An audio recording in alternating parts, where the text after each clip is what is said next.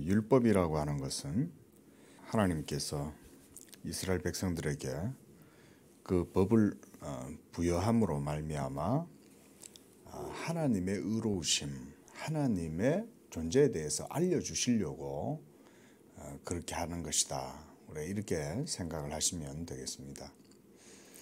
우리가 주일날에도 그런 말씀 드렸는데 율법은 우리의 영혼을 보여주는 거울이다. 이렇게 말씀을 드렸죠. 이 기록된 말씀들 또 그런 규례들, 의식들 이런 여러 가지 법들이 있지 않습니까? 그런 법들을 행하게 함으로써 하나님의 말하자면 의로우심, 그분이 어떠하신 분인가 이런 것을 우리에게 깨닫게 하고 보여주는 게 바로 율법이라고 할 수가 있습니다. 그럼 왜 하나님이 그렇게 자신을 우리에게 보여주시냐? 하나님의 거룩하고 의로우심, 하나님의 영광스러움 이런 것들을 우리에게 보여주시는 거죠. 그리고 무엇보다 그것을 보여주심으로써 우리로 하여금 하나님을 닮아가게 하는, 그래서 그분 앞에서 우리를 의롭게 하고 또 거룩하고 정결하게 하는 이런 것이 율법의 목적이었다고 할 수가 있습니다. 그런 의미에서 11장에서는 우리로 하여금 정결한 짐승과 부정한 짐승을 구별하는 이런 것들도 보여주죠. 특히 이런 것들을 제정을 하실 때는 이런 것이 또 보면 우리의 그 어떤 본성의 어떤 감정이나 본성의 어떤 느낌 이런 것들에 또 많이 또 우리가 그런 어떤 감각을 가지고 있기 때문에 그런 감각의 기초에 가지고 그런 것을 정할 때가 많습니다. 우리 예를 들어서 우리가 개구리를 잡아 먹어도 그런 게 있지 않습니까? 우리 시골에서는 피난 개구리 이렇게 불렀는데 강원도에서는 어떻게 불렀는지 모르겠습니다.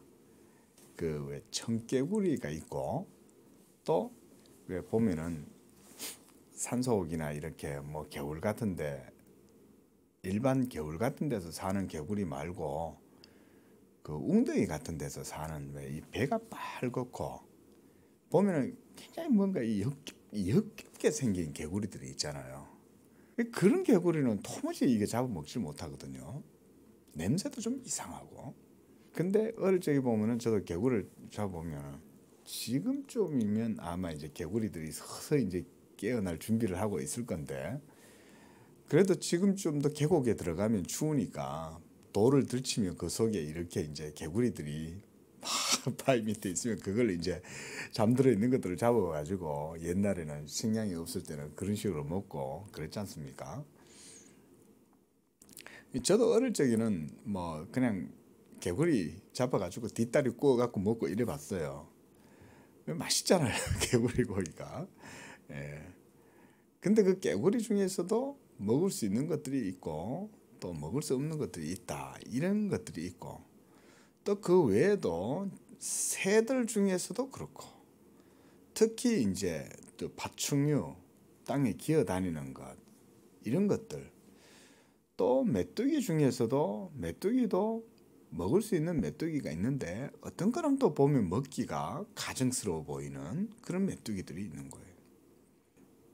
예를 들어서 소다 그러면 소 같은 경우는 또 먹기가 또 그래 따지면 일반적으로 우리가 다 먹죠.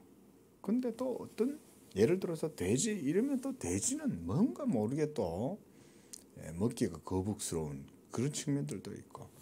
자, 지금 제가 무슨 말을 드리냐면 하나님께서 정한 짐승, 부정한 짐승 이런 것들을 우리한테 이렇게 구별을 해가지고 어떤 것들은 먹고 또 어떤 것들은 부정하고 또 그런 것들을 만졌을 때 또 부정해지고 이런 것들을 이제 말씀을 해주심으로써 우리로 하여금 의에 대한 기준을 제시를 해준다는 거죠. 그런데 이렇게 보면 모든 세계에 창조해 놓은 것이 다 하나님 앞에서 의로운 거지. 예? 하나님이 다 창조하신 거잖아요. 피난개구리든 뭐 일반 개구리를 뭐라고 하는지 모르겠는데 뭐 찹쌀개구리라고 하면 그럽니까? 예? 어쨌거나 간에 그 먹을 수 있는 것이 있고 먹을 수 없는 것이 있고 그렇게 따지면 하나님께서 모든 세계를 다 창조하셨지 않습니까? 그리고 이제 노아의 홍수 이후에 이제 하나님께서 노아에게 피채 먹지 말라 그러잖아요. 피채 먹지 말라 그러고 이제 고기를 먹어라. 생명이 있는 모든 것들은 다 너희가 내가 먹을 것을 처음에는 채소만 먹다가 나중에는 이제 이 살아있는 그런 짐승들도 잡아서 먹도록 하나님이 말씀을 하시잖아요. 그렇게 말씀하셨는데 율법에서는 또 이렇게 구별을 한다. 왜 이렇게 할까? 우리가 이제 이런 질문이나 생각을 좀 해볼 수가 있겠죠. 자, 제 대답은 이겁니다. 저는 이렇게 생각합니다. 우리가 뭐 어릴 적에 우리 동네에서 보면 어릴 적에는 뱀도 잡아가지고 막 이렇게 껍질 벗겨가지고 내장 빼내고 구워 먹고 그렇게 하지 않습니까? 근데 사실은 뱀은 역겹잖아요. 그러니까 이런 것들은 뭘 보여주냐면 본성이 벌써 알려주는 거예요. 본성이. 근데 그 더 깊이 있게는 제가 잘 모르겠어요. 더 깊이 있게는 저는 잘 모르겠고 이건 더 깊이 그래 따지면 연구를 아주 깊이 더 해봐야 될 것 같고 분명한 건 성경의 표현에 의하면 본성이 벌써 그걸 가르쳐 주는 거예요. 아 이거는 부정하다. 이거는 가정하다. 이거는 내가 가까이 하기가 싫다. 이런 것들을 본성이 감성적으로 직관적으로 깨닫게 해주는 거죠. 우리가 일반적으로 도마뱀 잘 못 먹잖아요. 웬만해 갖고는 도마뱀 안 먹거든요. 그죠? 뱀도 그게 그냥 딱 봐도 본성적으로 그 못 먹거든요. 본성적으로. 뭔가 이유가 있겠죠. 뭔가 좀 그 감성을 더 깊이 있게 분석을 해보고 연구를 해보면 저는 그거를 의미적으로 추론을 할 수 있다고 생각은 합니다. 하지만 제가 모르겠어요. 그것까지는. 어렸어도 뱀을 줄 때 이렇게 뱀을 먹는 게 그렇게 달가운 건 아니었어요. 근데 뭐 아저씨들이 그 옆방에 있는 아저씨들이 그 어디서 뱀을 갖고 왔는지 그 집 앞에 옆방이 있었는데 고물상 그 고물상에서 막 불을 피워놓고는 그 어떻게 뱀을 그러니까 사내 자식이 옆에 앉아 있다가 저도 아마 객기를 좀 부렸던 것 같아요. 그게 막 먹고 싶었던 생각은 없는데 그걸 막 구워가지고 이렇게 먹으니까 옆에서 한 점 주니까 그걸 그냥 먹어본 거죠. 제가 직접 뱀을 잡아가지고 막 이렇게 해가지고 구워 먹고 이래본 적은 없거든요. 그 뭐 특수 하사관들 뭐 특수 부대원들 이런 사람들이 이제 그 훈련을 하면 그런 데지 않습니까? 오늘 집사님도 그래 보셨는지 모르겠는데 막 이렇게 낙하산 타고 그냥 어느 야전 지역에 내려가지고는 칼 한 자루만 들고 그냥 살아서 나오는 그런 훈련들을 하잖아요. 그러면 설치류들도 잡아먹는 되지 않습니까? 지는 가정하게 여기죠. 지는 부정하게 여기고. 근데 예를 들어서 뭐 다람쥐 이러면 또 그건 또 괜찮다는 생각이 들 수도 있고 그렇지 않습니까? 그러니까 이게 뭔가 본성에 감성이 벌써 이건 부정하다 이런 것들이 있거든요. 자 그런 것들을 최대한 제가 아는 한에서는 생각했을 때 벌써 우리의 몸에서 그걸 느끼는 거예요. 아 이건 부정하다. 이거는 역겹다. 벌써 이런 어떤 부정한 그런 느낌을 가지거든요. 감성적으로 그렇게 인식되고 저는 하나님께서 그런 기준들을 정하실 때 이제 그런 것들을 어느 정도 기초로 해가지고 정하셨다고 생각을 합니다. 자 정리하면 이런 거예요. 하나님이 창조하신 세계에서 모든 것들은 다 선하다 그랬죠. 그러니까 그런 선한 것들을 하나님이 굳이 이렇게 부정하다 정하다 이렇게 구별을 한다는 것은 하나님 그분 자신한테는 이게 모순이 되는 거잖아요. 위배가 되잖아요. 그러니까 어떻게 봐야 되냐면 이것은 우리의 어떤 육체의 어떤 감성 어떤 감각 그런 것을 기인했을 때 이 벌써 정하다 정하지 않다 이런 것들에 대한 어떤 구별점이 우리 속에서 생겨나는 거죠. 그리고 하나님은 그런 것들을 기초로 해가지고 우리에게 정한 것과 정하지 않는 것에 대해서 명확하게 규정을 해주시는 거예요. 하나님이. 그렇게 하심으로써 뭘 생각할 수 있냐면 그 율법에 의해서 우리 자신들이 하나님 앞에서 온전치 못하다는 것들을 또 의롭고 의롭지 않은 것들에 대해서 정한 것과 부정한 것에 대해서 선한 것과 악한 것에 대한 이런 개념들을 깨달을 수 있도록 해주셨다는 거예요. 그렇게 하면 사실은 우리는 그런 규칙이 있는 게 좋아요? 없는 게 좋아요? 없는 게 좋다는 생각을 하잖아요. 그렇죠? 다 그렇게 생각하실 거예요. 자, 이거는 분명합니다. 이런 게 없다고 대부분 이런 게 없으면 좋다고 많은 분들은 생각을 할 거예요. 하지만 또 어떤 분들은 그렇게 생각하지 않는 분도 있을 겁니다. 그런 게 있어야 된다. 이런 생각을 하는 분도 있을 겁니다. 예를 들어서 철학에도 그런 게 있어요. 노자나 장자 같은 경우가 개인적으로는 저는 뛰어나다라고 생각하는 입장이 뭐냐면 공자하고 반대하는 거예요. 노자가 왜 노자냐면 공자를 반대해가지고 노자가 또 그 학문적인 철학적인 업적을 이룬 거예요. 노자는 뭐냐면 모든 것들을 다 물 흘러가듯이 다 있는 그대로 그냥 놔둬라는 거예요. 괜히 나무를 깎아가지고 따듬지 말고 그냥 있는 대로 자연 그대로 순리대로 냅둬라. 근데 공자는 그게 아니잖아요. 공자는 모든 것에 있어가지고 이름을 정하고 틀을 정하고 규격을 정하고 그렇게 해가지고 아름답고 멋있게 하라는 거예요. 응? 그러니까 노자가 장자가 뭐라고 그러냐. 아름다운 것의 기준이 무엇이냐 이렇게 말한 거예요. 맞는 말이잖아요. 아름다운 것의 기준이 뭐냐.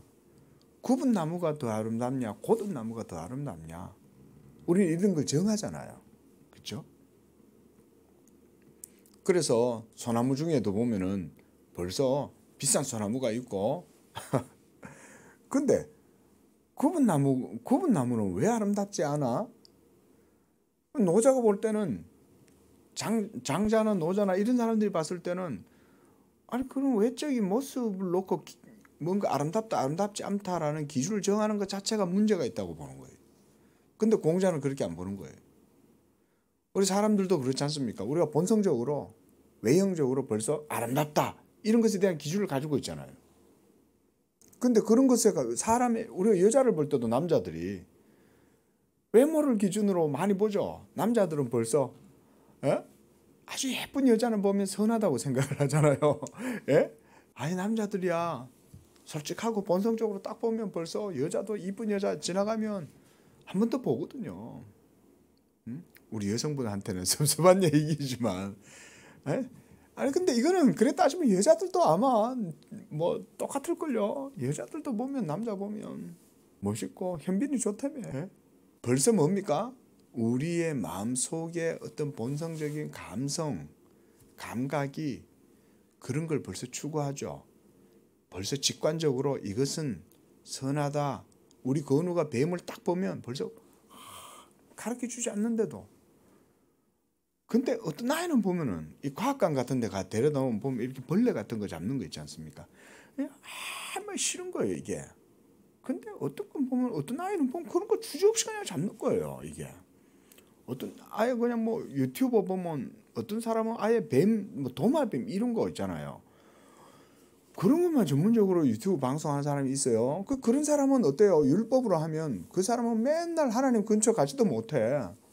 그 사람 맨날 부정한 걸 만지는 사람이잖아요.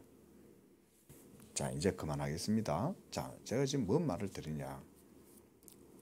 최소한 제가 이해를 할 때는 하나님이 왜 이렇게 부정한 것, 정한 것 이런 것들을 정하셨냐. 그거는 하나님의 눈에 봤을 때는 다 선해요, 사실은. 근데 하나님이 우리의 입장에서 그래서 우리의 연약한 이 심성 우리는 그래서 좋은 것과 나쁜 것을 계속 구별해요. 그렇죠? 그래서 여자를 볼 때도 뿐만 아니라 남자를 볼 때 외형을 볼 때뿐만 아니라 우리는 마음속에서부터도 좋은 것과 나쁜 것에 대한 판별의식을 가지고 있습니다. 아닙니까? 자기 자신만의 미학적인 관점을 가지고 있죠. 이런 것들이 우리는 사실은 선하다고 생각하지만 그 자체가 선하지 않습니다. 사실은요. 우리는 윤석열이가 좋으냐 이재명이가 좋으냐 다 판별하잖아요. 지금도. 우리는 그런 기준을 가지고 내 기준이 맞다고 다 생각하잖아요. 그래 따지면 내 자신은 어때요? 이렇게 생각해 볼 수 있는 거죠. 그럼 그걸 판단하고 규정하고 잣대를 들이대는 내 자신은 어떠냐? 그때 그 기준을 하나님의 말씀이라고 한번 생각을 해보라는 거죠. 그러면 내 자신이 바로 부정한 존재잖아요. 내 자신이 하나님 앞에 가정한 존재잖아요. 우리가 사물을 그렇게 본다고 하고 우리가 사물을 그렇게 언단하고 그렇게 하면 하나님은 어떠시겠어요? 하나님이 여러분들을 볼 때 여러분들을 부정하다고 하면 어떻게 하실 거예요? 바로 이런 기준을 가지고 하나님이 율법을 제정해 주셨다. 저는 그렇게 봐요. 자, 그래서 44절에 나는 여호와 너희의 하나님이라 내가 거룩하니 너희도 몸을 구별하여 거룩하게 하고 땅에 기는 길짐승으로 말미암아 스스로 더럽히지 말라. 45절에 나는 너희의 하나님이 되려고 너희를 애굽 땅에서 인도하여 낸 여호와라. 내가 거룩하니 너희도 거룩할지니라. 이게 핵심이죠. 하나님이 정한 것, 부정한 것을 정해 주시는 규례의 목적은 여기에 있어요. 우리 자신들을 하나님 앞에 거룩하게 구별해라고 이렇게 하시는 거예요. 그런데 문제는 뭐예요? 정한 것, 부정한 것, 우리의 모든 삶에 있어서 정한 것, 부정한 것 이런 거 구별하면 피곤하죠? 그죠? 히스테리 걸리잖아요. 노이로제 들릴 거 아니에요. 사실은 이게 우리한테는 짐이 되는 거예요. 그래서 하나님 앞에서 우리 자신들을 구별하는 것 자체도 참 이게 어떻게 보면 율법이 짐인 거죠. 근데 쉽게 말하면 이 얘기예요. 예수 그리스도가 십자가에서 죽으심으로써 우리의 이 모든 정한 것, 부정한 것, 구별하고 하는 것들, 판단하고 하는 것, 이 모든 것에서 우리를 해방해 주시는 거예요. 그래서 자유롭게 해주는 거예요. 이게 이제 본질의 핵심이에요.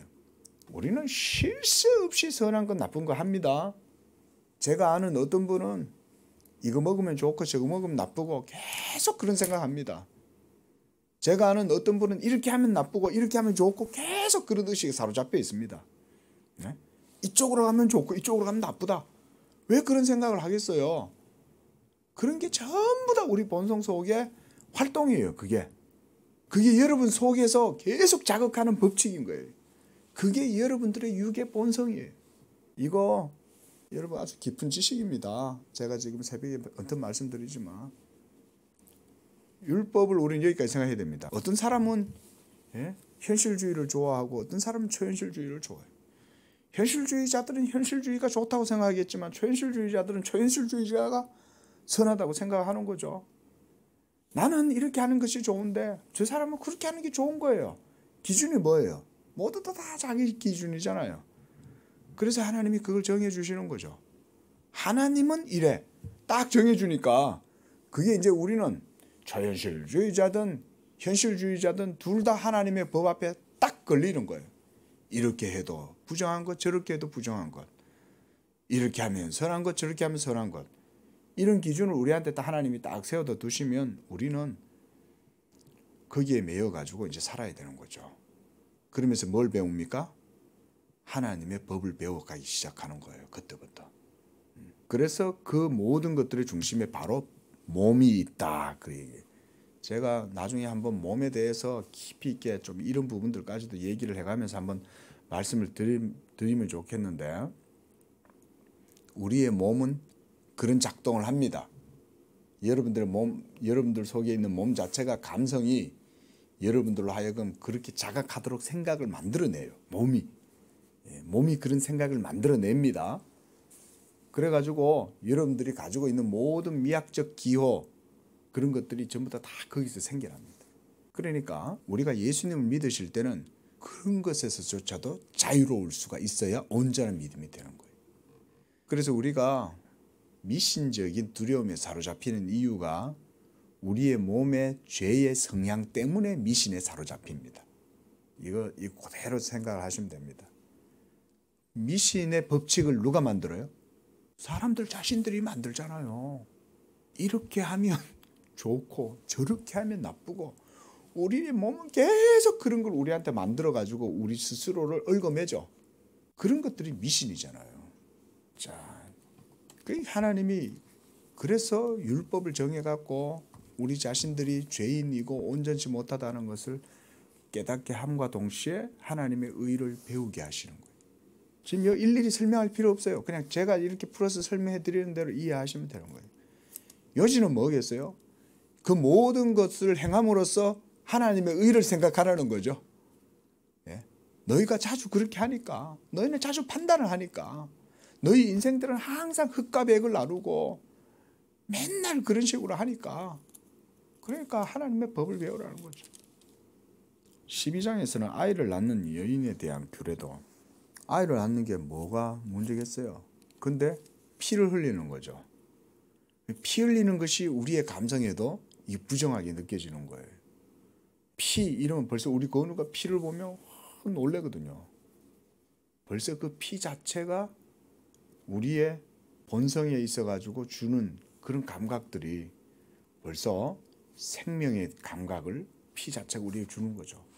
그러니까 몸으로 인해 가지고 우리의 모든 삶의 끝자락 하나에까지 율법적 의미는 사실은 다 연결되어 있어요. 자, 이건 나중에 한번 좀 깊이 있게 한번 얘기를 한번 할 필요가 있어서, 자, 그런데 그것도 그러니까 부정하게 되는 거죠. 여인이 애를 낳으면 그 애를 낳으면 피를 흘리잖아요. 예? 생명을 낳으면 어떻게 보면 좋은 일인데 그걸 부정하다고 하는 거죠. 왜? 그 피 때문에 그런 거예요. 13장 이제 피부병. 뭐 습진 일어날 수도 있고 한데, 예, 그것도 구별을 하는 거죠. 그냥 일반 습진이냐 뽀루지냐, 예? 아니면 이 피부병 자체가 발전이 많이 돼 가지고 이것이 더럽혀져 가지고 나병이냐.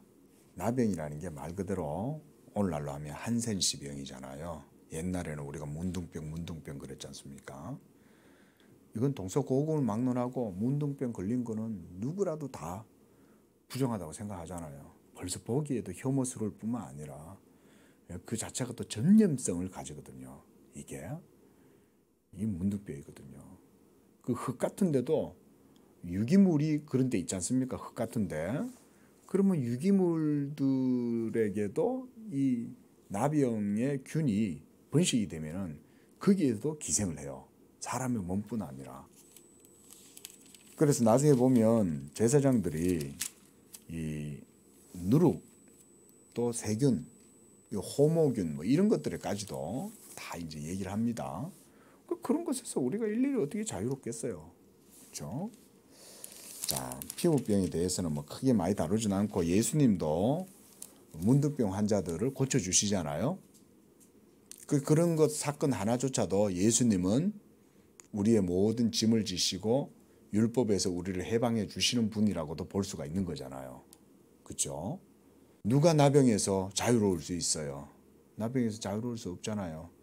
저도 지금 피부에 가려움증이 있어요. 벌써 이제 봄이 돼 가니까 또 가려움증이 생기고 그래요. 그러면 그런 가려움증이 생기면 이스라엘 백성들은 제사장한테 가가지고 그걸 보여주는 거예요. 보여주고 이거 어떤 건지 제사장이 판독을 해요. 그래서 지금 부정한 거다, 부정하지 않는 거다. 제사장이 판단해서 또 그걸 끝나면 그것에 대한 하나님 앞에 제사를 지내고 이런 규례들을 주는 거죠. 이렇게 이런 것들을 다 정해주는 거 저는 그런 거라고 봐요. 우리의 몸 자체가 부패하고 타락했다. 우리 모두가 다. 그래서 뭔가 판단할 때는요, 전부 다 내 속에 있는 내 몸의 기준이 판단하는 걸 생각하시면 됩니다. 옳고 선하고 악한 거, 바로 아담과 하와가 타락하자마자 생긴 가장 첫 번째 것이 뭐냐? 선하고 악한 것에 대한 판단 의식이 작동하기 시작했죠. 그전에는 벗었어도 그걸 벗은 것을 부정하다고 생각을 안 한 거예요. 타락해서 우리 몸 속에 죄가 들어오자마자부터 우리의 몸은 판단하기 시작한 거예요. 아니 그전에는 벗었는 게 얼마나 좋아요. 벗고 있어도 좋은 거예요. 그 선악에 대한 판단 기준이 없는 거예요. 이제는 예수님이 그 모든 율법에 얽매여 있는 그런 것을 우리를 자유하게 하셨다. 이런 율법에 저는 교훈의 목적이 거기 있다 생각합니다. 기도하겠습니다. 자비하신 하나님, 예수 그리스도께서 십자가에서 자기의 몸을 하나님께 드리심으로써 우리에 대한 모든 율법의 판단과 율법의 죄책과 또 율법의 정죄 그리고 그 형벌까지 십자가에서 모두 다 담당하시고 이제 그 예수 그리스도께서 그 죽으심으로 말미암아 모든 의를 이루시고 이제는 우리에게 자유를 주시고 이 자유를 통해서 하나님 앞에서 기쁨과 자유함으로 영광을 돌릴 수 있는 그런 복된 삶을 저희들에게 주신 줄로 믿습니다. 예수 믿는 우리 성도들 이제 오직 그리스도 예수의 영으로 행하여 하나님 앞에 자유롭게 하시고 주의 진리의 말씀을 따라 믿음으로 하나님 앞에 복음의 자유를 누리는 그런 우리 성도들의 삶이 되게 하여 주시옵소서. 오늘 한 날도 주의 은혜 가운데 붙들어 주옵소서. 예수님의 이름으로 기도합니다. 아멘.